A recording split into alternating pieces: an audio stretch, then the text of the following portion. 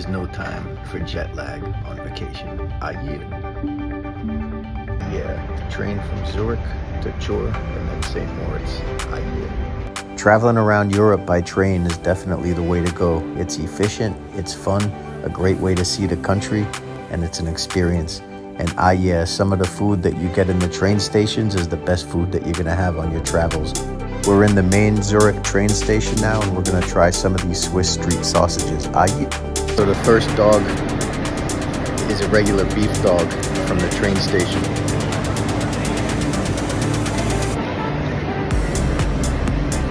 Now we got the spicy dog.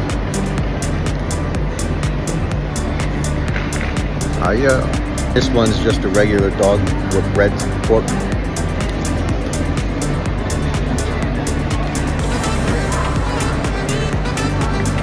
And this was half the price of what breakfast would have been at the hotel. So I never recommend eating at the hotels unless it's concluded, because you can get this good ass street food at the train station.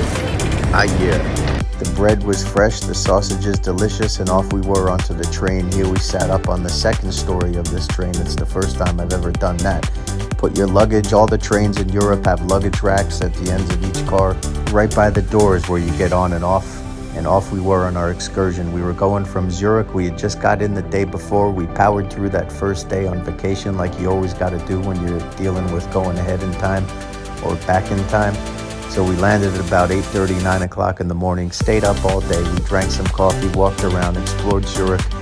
Check out my Instagram and previous videos if you want to follow all the VFC's travels adventures. So now we're heading down to St. Moritz, and what would turn out to be such a fantastic vacation. Switzerland is a beautiful country. We were getting looks at the snow-capped mountains from Lake Zurich tour that we did on the boat the day prior.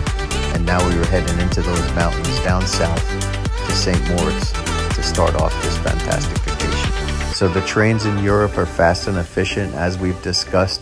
They're a little pricey depending on what you think. We were going first class on this trip, so about 3.5, 4-hour train ride. We spent maybe $100 per ticket, and a lot of the trains have food on them. Is there food on this one though? Looking for food, but there's none on this train. The first class option on the trains gives you more comfort, more room, and you're more likely to get a seat where you can spread out a little bit. But going second class is not a bad option either. You're just going to be around more people, which is good because then you get to talking about things.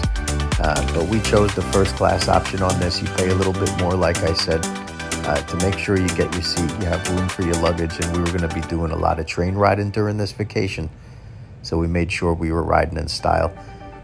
The train too, when you're not worried about driving on the roads and looking for directions and following directions, you get to tour the country. It's such a beautiful way to see any country that you're traveling in, especially up here in the mountains and all that.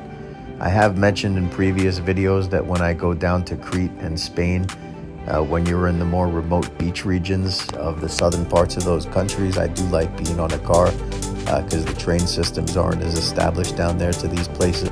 But that's certainly not the case in Switzerland. Switzerland had the most efficient, effective, and easy train service of any place I've been in Europe. The Swiss got it right when they do this.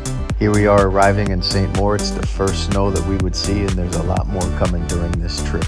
So there's a lot more train adventures coming as we bounced around Switzerland and Italy. So make sure you subscribe and follow VFC's Travels for all these great adventures. Yeah.